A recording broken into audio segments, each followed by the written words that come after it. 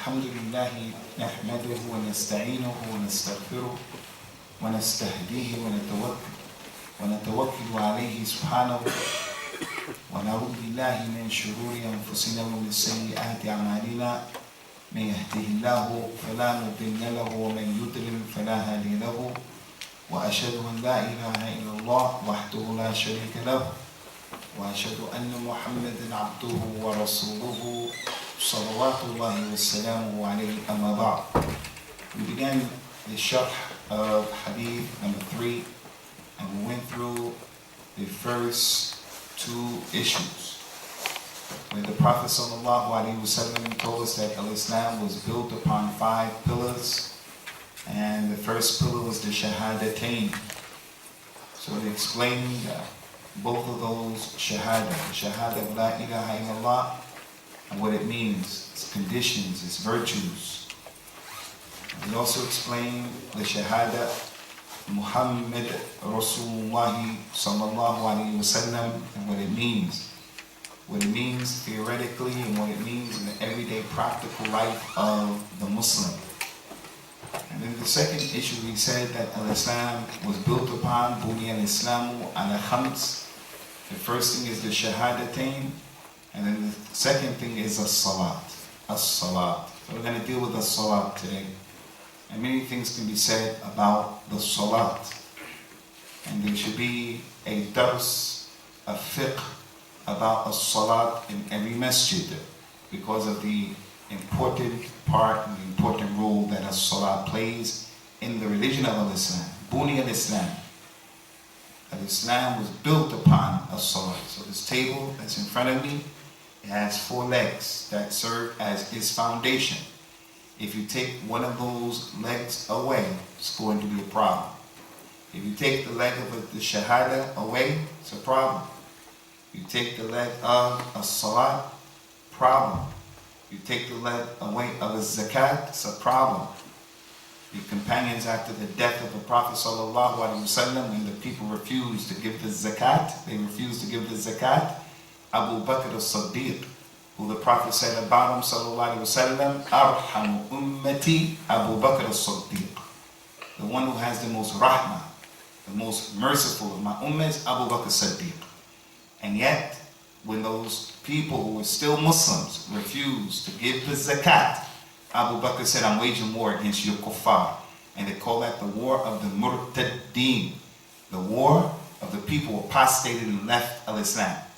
So although we're going to talk about salat today, it's important to know that salat and zakat are always mentioned in the Quran, many times. They come together. And next week, inshallah, we'll deal with that, and the next time we come to deal with az-zakat. As it relates to the issue of as-salat, from the importance of the salat is what you all know. Prophet said, sallallahu alayhi wa sallam, inna awwala ma yuhasabu bihi al-abdu min a'malihi yawm al-qiyamati as-salat. The very first thing Allah is going to look into and ask about yawm al-qiyamah will be your prayer. He's going to ask you about the salat. So therefore, it becomes incumbent upon the person to make sure that not only he's praying, but also he's making jihad, that people who he's responsible for are praying as well. Many people believe, yeah, salat is important, and I understand that, so I'm going to pray, and that's it. But I'm going to leave my children, and they don't pray, especially the ones who are teenagers, and it's wajib upon them to pray. The salat is an important issue. It's not enough just for the person to do the salat. The Hadith said, Al-Islam has been built upon 5 pillars. The Shahadatain and Iqamus Salat.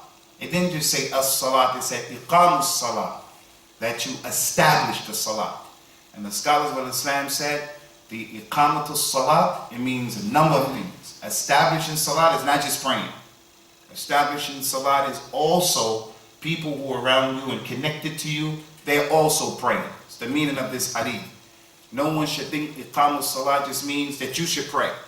Iqamus Salat means a number of things. It means establish the salat so that the people around you, they see a qa'imah. Iqamus Salat means if you can go to the masjid, it's wajib for you to go to the masjid. Iqamus Salat, this thing doesn't just mean a salat and you just pray and that's it. La.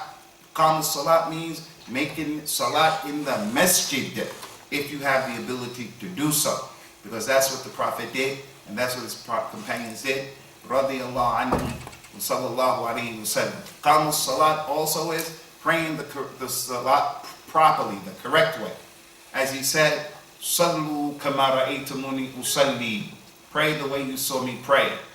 As he said, sallallahu alayhi wa ala alihi wa sallam, من توضأ كما أمر وصلى كما أمر غفر له ما تقدم من ذنوبه.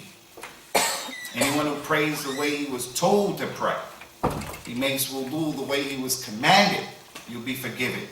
But if you don't make wudu the way you were commanded, and you don't pray the way you were commanded, you won't be forgiven. So anyway, Iqam as-salat, you pray and people around you pray. You look at the Quran, you'll find this throughout the Quran. Allah Ta'ala talked about Ismail, the Nabi and the Rasul, salawatullahi wa salamuhu alayhi. واذكر في الكتاب إسماعيل إنه كان رسولا نبيا وكان يأمر أهله بالصلاة والزكاة وكان عند ربه مرضيا.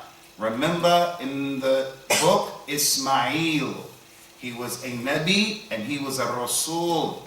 He used to command his family to make salah and to give zakat, and as a result of that, he was mardi with Allah. Allah was pleased with him. So if a person is looking for the rida of Allah, then one of the things that will get you the rida of Allah is establishing the salah by ordering your people to make the prayer as well. Another ayat, Allah Ta'ala said in the Quran, commanding Ismail, وَأْمُرْ أَهْلَكَ بِالصَّلَاةِ وَاسْتَبِرْ عَلَيْهَا.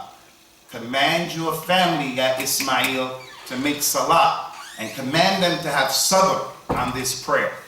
Sometimes Fajr is easy to get up for, and sometimes it's not easy because of the time. You have to have sabr with that situation. Sometimes the water is cold, and sometimes it's not cold. So when it's cold, you can't make salat without that wudu, so you have to have sabr with it. Sometimes you go to the masjid, you don't understand what the imam is saying, but you still have to pray even though you're from the a'ajim. You have to have sabr with that situation. Maybe the imam's recitation isn't the best recitation in the world. That shouldn't make you say, I'm not going to pray anymore. No, you have to have sabr with everything connected to the prayer. So Iqam as-salat means you pray and the people around you. You all know the hadith of the Nabi sallallahu alayhi wa sallam, that Allah is pleased with the man who gets up for Qiyamul Layl, and when he gets up, he takes some water and he wakes his wife up as well, commanding the family to pray. There's another narration of that same hadith that the woman also Allah is pleased with, who she wakes up for Qiyamul Layl, and when she gets up, she tries to wake her husband up. If he doesn't get up, she puts a little bit of water on him. Both of them are doing that, trying to get each other to get up to make Qiyamul Layl, and that's not even wajib. So what about what is wajib? That goes to show it's the responsibility of the husband, of the father, to tell his wife, stay on top of the salah. It's the responsibility of the mother, the wife, to tell her husband and to remind her husband, you have to make the salah. Because the hadith allowed her to put water on her husband's face, to get up for Qiyamul Layl. It's not even wajib. So he has every right to stay asleep, and she has every right to stay asleep. But the Prophet ﷺ encouraged the people to do this. Why? At-ta'awun, making a ta'awun, mutually cooperating on this issue.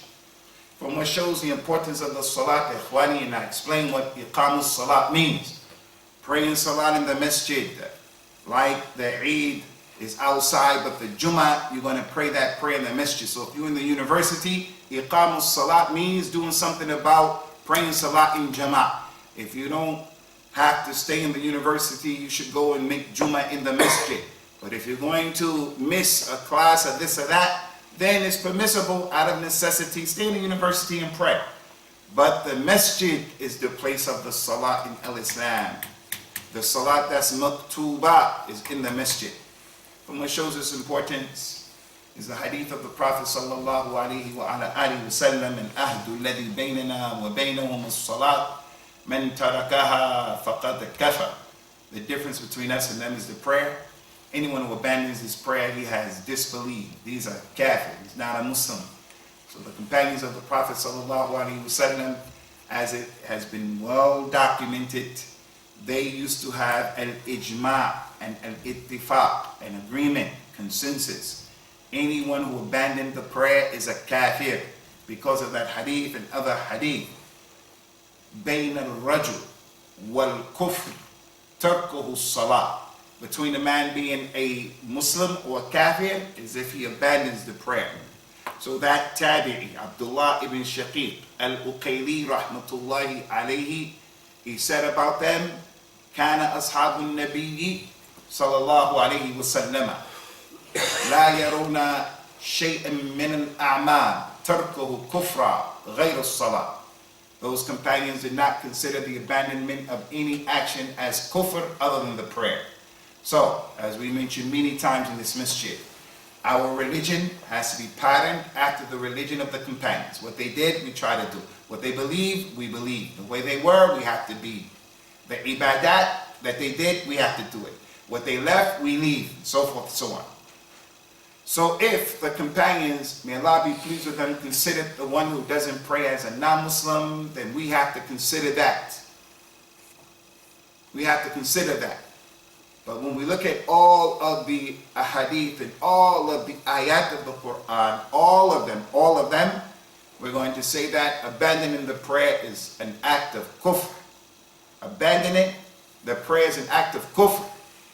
But if the person is lackadaisical and he's mutakasil, he's mutaghafil, he's mutasahil as it relates to the prayer, but he believes that the prayer is wajib and he's sinning, then we don't put him outside of the religion. We don't put him outside of the religion. We say to him, you'll fall into a kabira from the kaba'ir. You not praying, you're making a bigger sin than drinking khamr, than gambling, than zina, homosexuality. The one who doesn't pray, that sin is bigger than homosexuality. Because homosexuality is a kabira from the kaba'ir. Prophet says, sallallahu alaihi wasallam, about it, فَقْتُلُوا الْفَاعِلَ وَالْمَفْعُولَ بِهِ. As it relates to homosexuality, the hadith said, kill the one who is doing it and the one who is being done to. But they don't go outside of Islam.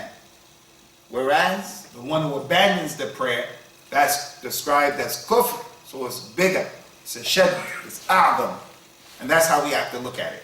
But putting people outside of the religion because they don't pray, this is something I don't ascribe to and I don't encourage. Because everybody who's sitting here, we all know people who don't pray.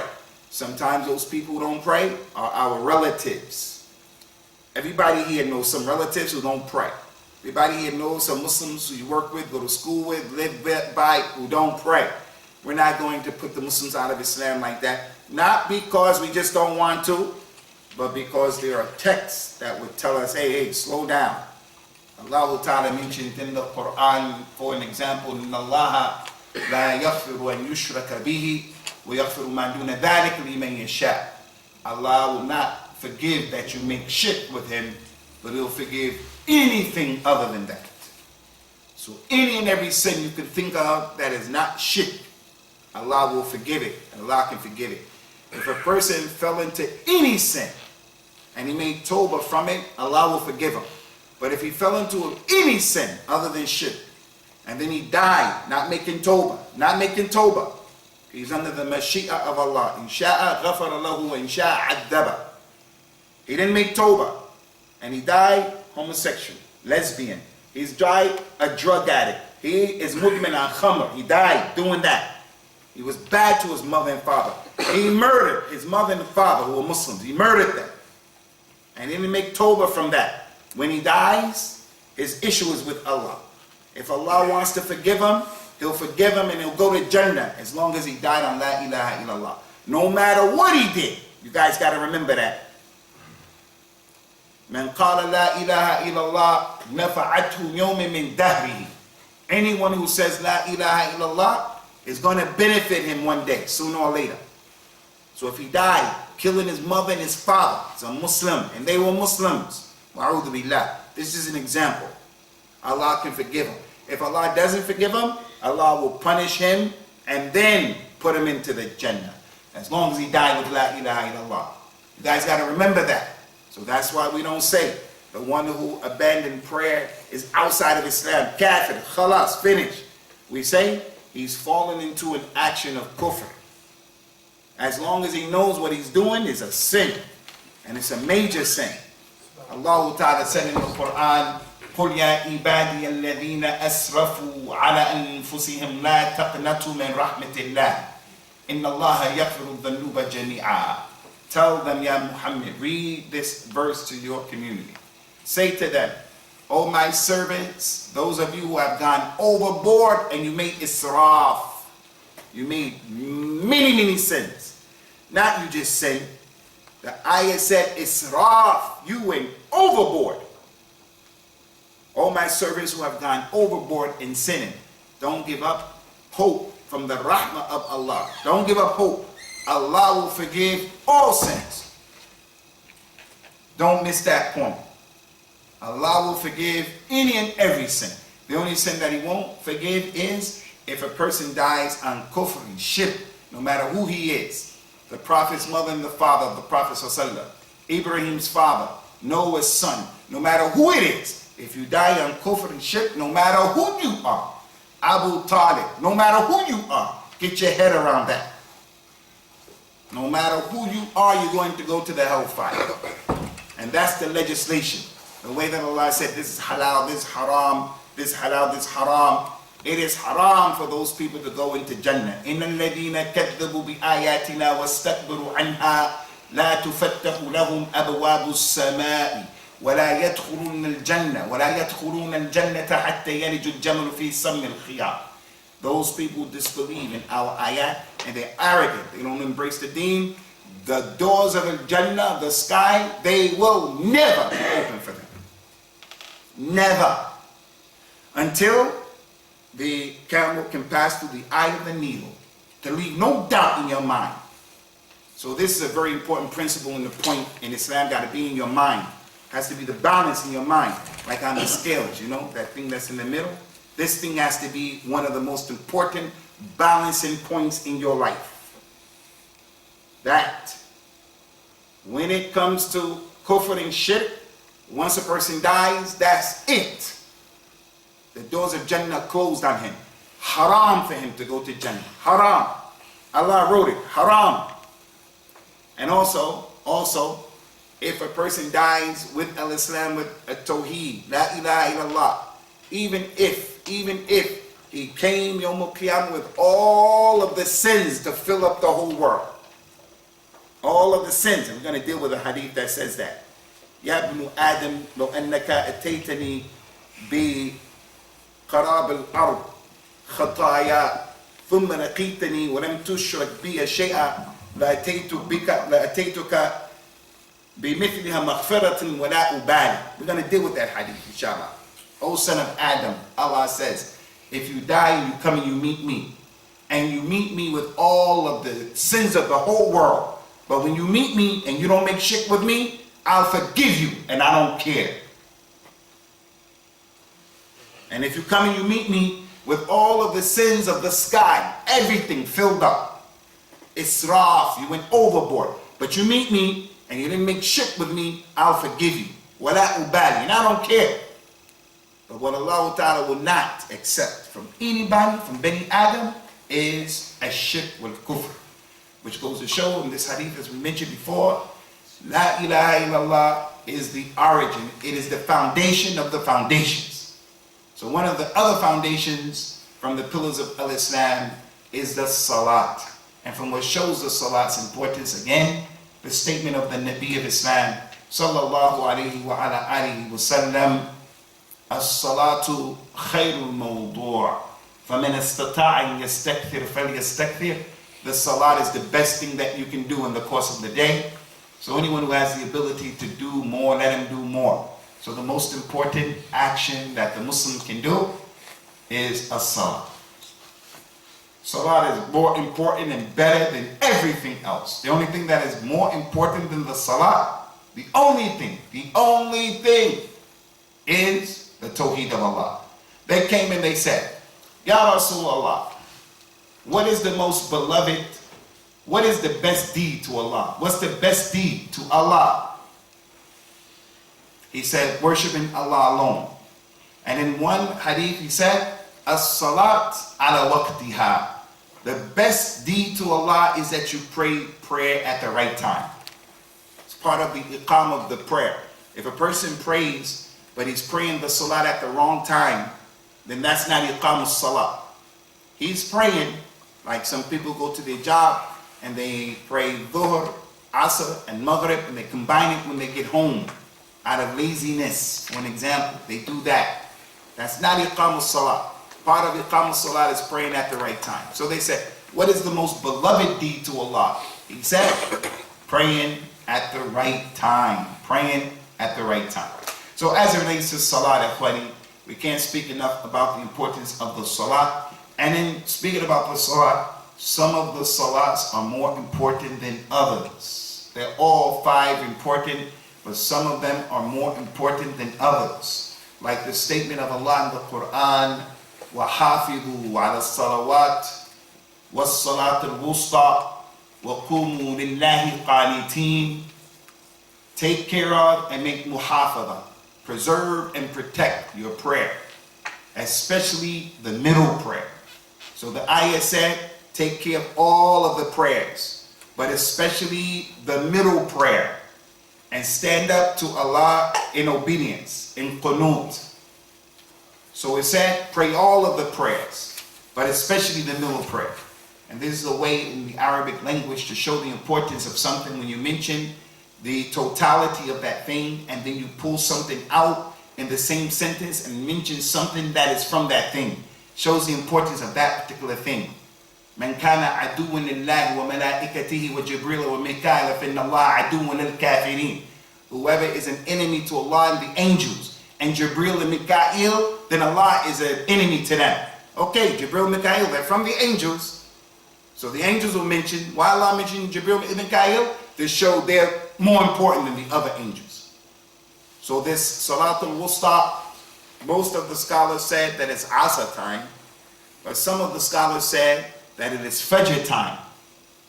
Some of the scholars of Islam said that it is Fajr time. And they said that it is Fajr time because the first Salat that was wajib upon the people was Salatul Maghrib, which was the first prayer, according to the people who took that point of view. And then the second prayer that the Prophet made, sallallahu alaihi wasallam, was Salatul Isha. That makes Salatul Fajr the middle prayer. And then if we look at some of the Hadeeth about the virtues of Salatul Fajr, there's no Salat heavy on the munafiq than Salatul Fajr. Whoever walks to the masjid in the ghilis of Fajr time, it's going to be nur for him, Yawmul Qiyamah, and your steps are going to be written. All of those ahadith. But inshallah, the middle prayer is the Asr prayer. The middle prayer is the Asr prayer. And that's because in the battle of the Ahzab, the battle of the Confederates, when all of the kuffar came together to extinguish the light of al-Islam, in one of the battles of al-Islam, and I believe it's the Ahzab, Allahu A'lam, I don't remember, but in one of the battles, it could have been the battle of Bedford, I don't know, because in the battle of al-Ahzab, they were not really fighting like that. They made the ditch, and then the wind came, so it was no real fighting, but for some reason that's in my mind. Anyway, the Muslims did not pray Salatul Asr. They let it come in and they let it go out because of what they were dealing with at that moment. The practicality of al-Islam. Islam is balance. You're fighting the enemy and you're at war with the enemy. You can't say to the enemy, okay, hold up, time out. We're going to take a break and we're going to come back. Islam doesn't want that kind of thinking. And some people understand Islam is that way. I received a WhatsApp message. It said, watch what this policeman does. So someone, somewhere, I don't know where it was, the guy parked On the left-hand lane, I don't know if it was a country where the left-hand lane is the quick traffic or the right-hand lane is the quick traffic. I don't know. He parked his car on the left-hand lane in the street, in the highway, motorway. And he went behind his car and he started praying his salah. And then the policeman came up with his camera. And that's what we're looking at. You're looking at from the image of the policeman. The police came up with his camera. He got out of the car, he went, and he brought his own prayer up. And then he put it in front of that guy and he started praying together. So the people who saw that, when you see it, you say, MashaAllah, MashaAllah. I say, Islam is not like that. In the middle of the street doing that. In the middle of the motorway, on one of the 3 lanes of the motorway, even if it's at a time when there's not a lot of traffic. And you know there's not a lot of traffic because there's a possibility that traffic can come. You don't do something like that. No one does that except something is wrong. Something is wrong. Now if there's no traffic at all, okay, I can understand that. But even in that case, why be in the street? So Islam is not this way. Islam is not this way. So concerning the Salat al-Asr, the Nabi sallallahu alayhi wasallam, he made dua against those people when the Salat came and went. He said, "Oh Allah, fill up their hearts and fill up their graves with fire." He said that. Allahumma amli qulubahum wa qaburahum nara فإنهم شغلونا عن الصلاة الوسطى. Put fire in their hearts, fire in their graves for what they did. They made us busy and we missed the middle prayer. And the middle prayer that they missed was Salat al-Asr. So this issue, ikhtilaf, important thing is we should make all our prayers, but some of the prayers are more important than others. من فاتته صلاة العصر فَكَأَنَّمَا وَتَرَ مِنْ أَهْلِهِ وَمَالِهِ. Anyone who misses the Asr prayer, it is as if he lost his money and his family. So Fajr is important, Asr is important, Isha is important. All the prayers are important, but there are some differences between them. So as it relates to the Salat, Ikhwani, the Salat al-Islam, the individual who is a real Muslim is the one who's going to take care of the prayer. If you look at the 4 arkan of Islam other than the Shahadatain, all of them, the other 3, look, Zakat, fasting, and Hajj. All of them. You do those 3, if you have the ability. If you have the money, you pay Zakat. If you have the ability to fast, you fast. If you have a mahram, you can go to Mecca. She can go to Mecca. If you have the money, you can go to Mecca. You have safety, security, it depends on your situation.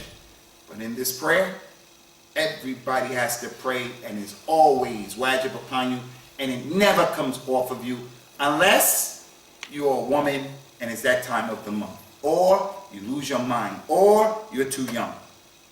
But regular people, prayer is never taken off of you. You go to the hospital and you're on the bed, you have to pray in that hospital. You're going to travel from here, you're going to go to Australia, you got to pray in that plane.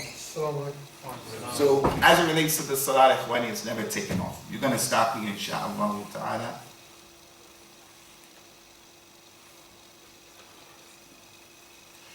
So if you brothers have any questions, or the sisters can write their questions very quickly, inshallah, we'll deal with the questions. Fadli ya Zuhra.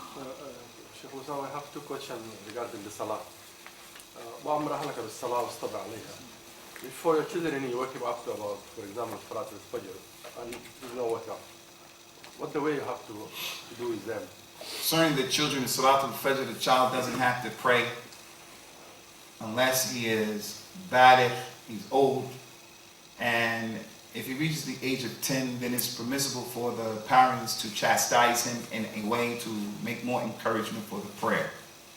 He says, sallallahu alayhi wa sallam, muru abna'akum bis-salat wa hum abna' 7 sineen wadribuhum alayha wa hum abna' 10 wa farriqu baynahum fil madaji'. Order and command, encourage your kids to make salat when they're 7. And you can hit them when they're 10. And at the age of 10, separate them and don't let them sleep in the same bed. So if the child is not praying at the age of 10, it's permissible to hit him, not to beat him like the African beating. And all of you know the African beating. Not to beat him like that, but to beat him enough that he's afraid of that. And sometimes you even reward him. You reward him so that this salat can become a part of his house. So the Prophet ﷺ from the Sunnah, he said, "Alliqu as-sawt haythu yarahu ahl al-bayt." Hang up the thing you hit the people with, your kids, hang it up so that the people of your family can see that thing. So that's a sunnah of the Nabi ﷺ. So this goes to show, hang it up, hang it up. So therefore, there's this thing about, you don't always have to hit. You could just point to this thing and they get an idea. But if you do happen to hit, if you happen to do that, it has to be the hitting that doesn't break the bone, it doesn't leave any marks. But we would advise, be careful with that hitting, because we have the tendency of going overboard. Now, السؤال الثاني. السؤال الثاني about my children come there in exams about the homosexual. If he say in Islam you have to kill him, both of them, then the second day you have police at home. What we do for them to advise them? Yeah, concerning the way we educate our children, we have to maintain and protect our Islamic identity. This is the last question. This is wajib. Everybody here has a religious responsibility to maintain and protect his Islamic identity. The Prophet would say over and over and over again, "Ya ayyuhalladhina amanu taqullaha haqqa tuqatihi wa la tamutunna illa wa antum muslimun." Do not die except in a state of Islam. So that command is telling you, die as a Muslim, so hold on to your Islamic identity. And this is what the Aslaf, the prophets, used to do in the past as well. وَوَصَّى بِهَا إِبْرَاهِيمُ بَنِيهِ وَيَعْقُوبُ يَا بُنَيَّ يَا بُنَيَّ إِنَّ اللَّهَ اصْطَفَاكُمْ لَكُمَ الدِّينَ فَلَا تَمُوتُنَّ إِلَّا وَأَنْتُمْ مُسْلِمُونَ. And Ibrahim and Yaqub used to sit their kids down and give them this advice and this wasiyah. I'm about to die now, I got to talk to you about something. And they would bring their kids.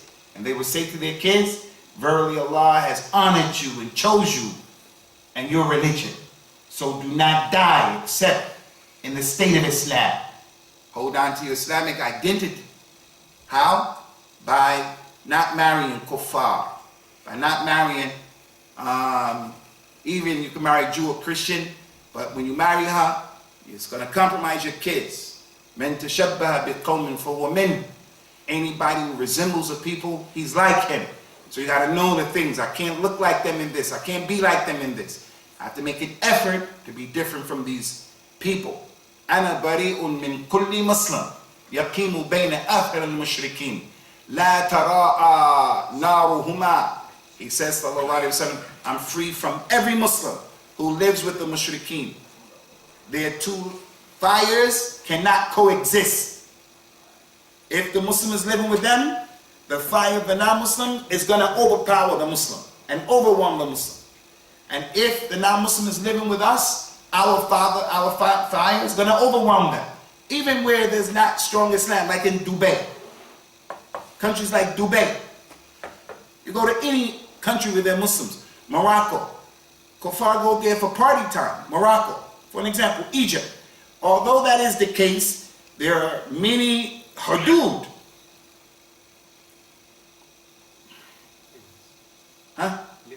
There are limits in the Muslim country.